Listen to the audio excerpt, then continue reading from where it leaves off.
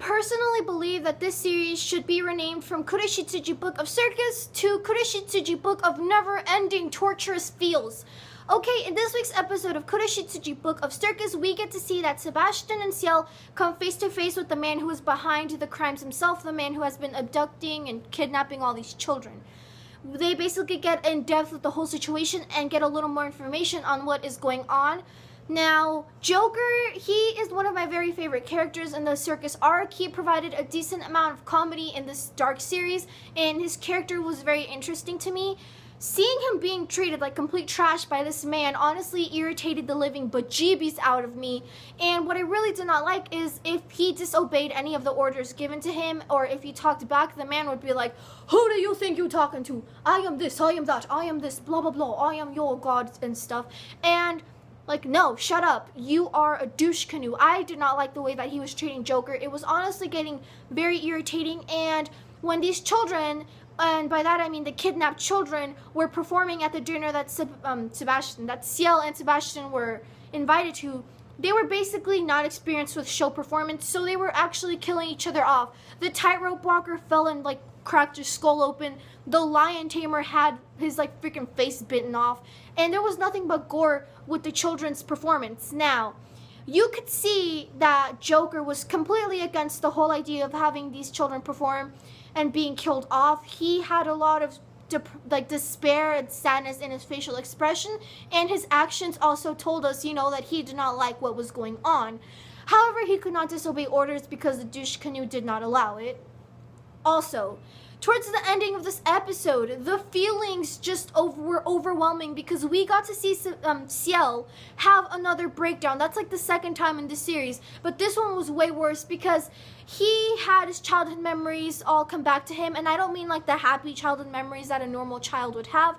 No, it was the memories where he was tortured, beaten, bruised, marked, and turned into a freaking slave and a bloody mess, basically. Now, having all of these horrible, torturous memories come back to him at the same time, all at once, really did get to him. Ciel, he has gone through a lot, and he is a very strong character. We've seen this. We've seen that he has gone through a decent amount of torture in his past, and he is very strong with handling situations. However, in this situation, he actually was having a breakdown, and he was losing his composure. So seeing this really did hurt, and it was heartbreaking because he is a very strong person, and whenever he does lose his composure, it is because he is about to go insane at that point. Also, what really did freaking hit me in the feels, like this is my feelings and this is the episode. This is what happened when we find out that the man who was behind the kidnappings is also the man who witnessed the torture of Ciel and was probably a part of the freaking torture that was done to Ciel when he was young.